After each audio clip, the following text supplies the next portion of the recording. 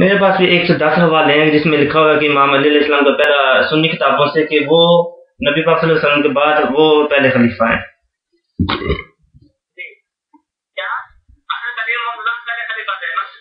بالکل امام تھے وہ. جی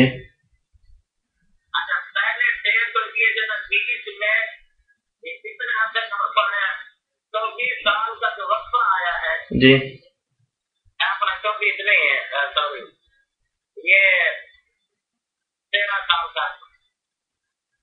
25 سال جب پہلے 3 خلیفہ کی دور پر انہوں نے کوئی جنگ نہیں کی. ویسے بتا رہا ہوں کہ 25 سال سے کم از کم تھے. جی میں یہ پوچھ رہا ہوں کہ حضرت علی مرتضیٰ رضی اللہ تعالیٰ عنہ کے اور رسول اکرم صلی اللہ علیہ وسلم کے درمیان میں یہ جو وقفہ ہے اس وقفے کو کس نے پر کیا؟ آپ کہہ رہے ہیں نا کہ رسول اکرم صلی اللہ علیہ وسلم کے نائب جانشین اور خلیفہ خلافت میں حضرت علی مرتضیٰ تھے. آپ کو تو بہت نہیں بات ہے نا جی. تو کیا خلافت اور نیابت جانشینی 25 سال کے بعد بھی کیے جائے؟ یہ سمجھ نہیں ہے مجھے آپ سوال کی. اور کہنے پہ اینے جو خلافت 2 خلیفہ نے کی ہے اور جو درمیان میں جناب نبی کریم سیدنا رسول اللہ صلی اللہ علیہ وسلم درمیان اینا وقفہ ہے تے 31 سال بعد بھی وہ خلافت جڑی ہے وہ انہوں نے ملی ہے وہ پچھلے وقفے جو انہیں کی ہے. اچھا بالکل یہ اچھا سوال ہے. اس کا جواب یہ ہے کہ جو امام علی علیہ السلام کی جو امامت ہے جو اللہ تعالیٰ کی طرف سے ملی ہے وہ صرف ظاہری طور پر نہیں ہے وہ روحانی طور پر بھی ہے. اس کا مطلب یہ ہے کہ ضروری نہیں ہے کہ امام علی علیہ السلام حکومت پر ہوں تو پھر ان کی امامت چلے گی کیونکہ وہ اللہ تعالیٰ سے منسوخ کیے گئے ہیں. اور نبی پاک صلی اللہ علیہ وسلم نے بہت سارے فرمان حدیث میں یہ کہا ہے کہ وہ میرے بعد خلیفہ ہیں. آدمی ان کو مانے یا نہ مانے پھر بھی وہ روحانی طور پر پھر بھی وہ امام ہیں. آپ نے جو اپنی بات کی ہے نا کہ روحانی طور سے اور ظاہری طور سے ان کو حکومت ملے یا نہ ملے یہ کیا بات کر رہے ہیں نا. بالکل. تو پھر میرا سوال یہ ہے کہ شیعہ مذہب شیطان کو غاصب کیوں کہتا ہے؟ اب یہ مسئلہ ہو پوچھے دیں اب اس پر سوال کر رہے ہیں. اچھا ٹھیک ہے بتاتا ہوں آپ نے بات کی نا روحانی طور سے ہے جی. روحانی طور سے تو سیدنا صدیق اکبر یا سیدنا فاروق اعظم سیدنا عثمان غنی رضی اللہ تعالیٰ عنہ میں یہ تو بات نہیں ہو سکتے نا. روحانی مقام کو ان کا اپنا ہے نا وہ تو ایک دلی ان کا اپنا مقام تھا وہ تو نہیں کہہ سکتے تھے نا. یہ بات سمجھ نہیں نا. مفتی صاحب یہ کہہ رہے ہیں کہ روحانی طور پر اگر وہ خلیفہ تھے تو پھر اس کا مطلب یہ ہے کہ حضرت ابوبکر صدیق رضی اللہ تعالیٰ نے یا حضرت عمر رضی اللہ تعالیٰ نے یا حضرت عثمان رضی اللہ تعالیٰ انہوں نے حق تو نہیں مارا نا ان کا کیونکہ وہ تو خلیفہ ہیں. ظاہر ہے وہ تو شروع سے اب تک خلیفہ ہیں.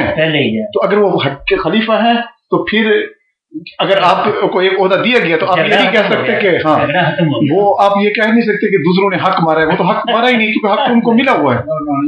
وہ تو ہے وہ تو پھر حق ان کو ملا ہوا ہے. دیکھیں اگر لوگوں کا سب کا فرض بنتا تھا کہ وہ امام علی علیہ السلام کے پیچھے چلیں یہ فرض تھا ان کا لیکن وہ ان کے پیچھے نہیں چلے. لیکن حضرت علی زبردستی نہیں کر سکتے وہ کہہ نہیں سکتے وہ تلوار نہیں کھینچ سکتے. ان کی حوصلہ ہے جی کون سے لوگ نہیں چل رہے ہیں یعنی سارے کے سارے نوز میں ملتا ہے وہ تو آپ تمہارے بہت سارے مسئلے لگتے ہیں.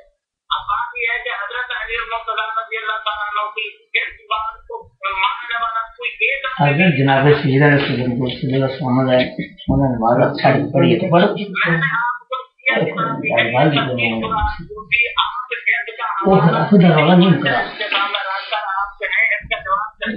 ٹھیک ہے ٹھیک ہے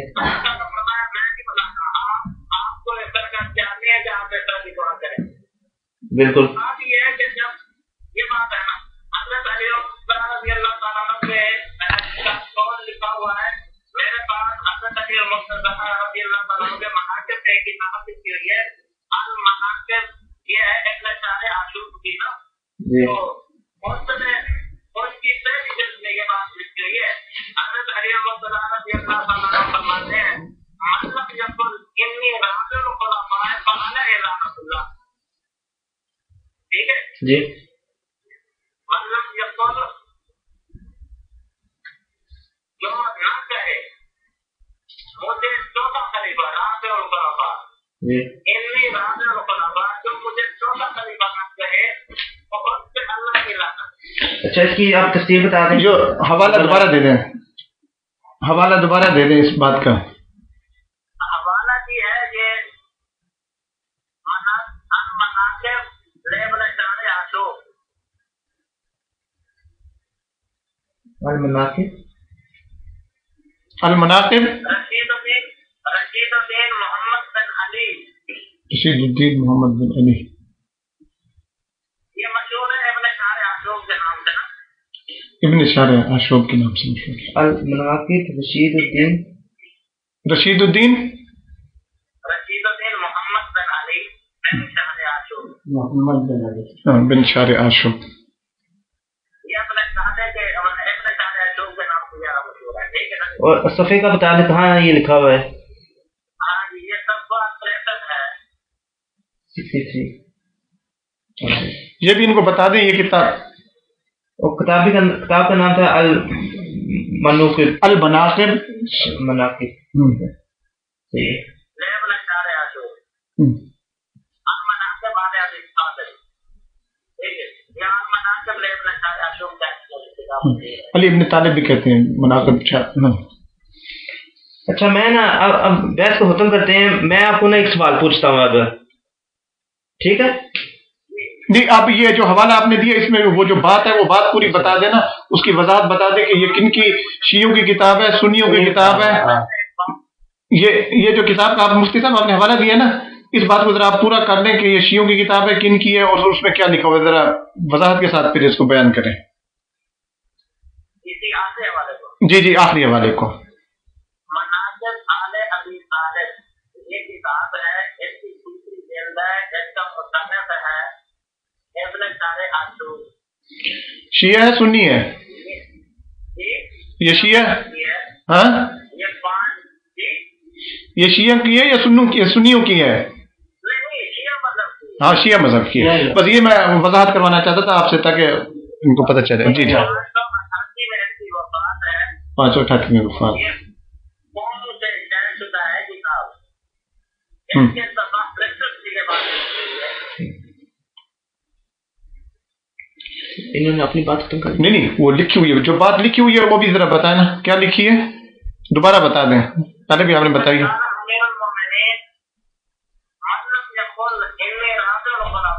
जो मुझे चौथा खलीफा न कहे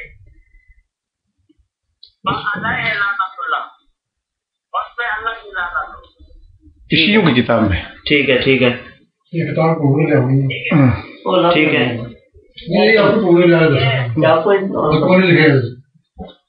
ठीक है। अच्छा, अब आपने मुझे कितने हवाले, पहली जो बात आपने की थी वो सूरत नूर 55 आयत की तफसीर कुम्मी, उसमें लिखा है कि इमाम अली अलैहिस्सलाम ने कहा है कि वो तरावी पढ़ते रहें। उन्होंने रोका पहले, लेकिन बाद में कह दिया कि आप पढ़ते रहें। बिल्कुल तफसीर, हाँ, तफसीर में वही कह रहा हूँ ना, तफसीर में, तफसीर कुम्मी में।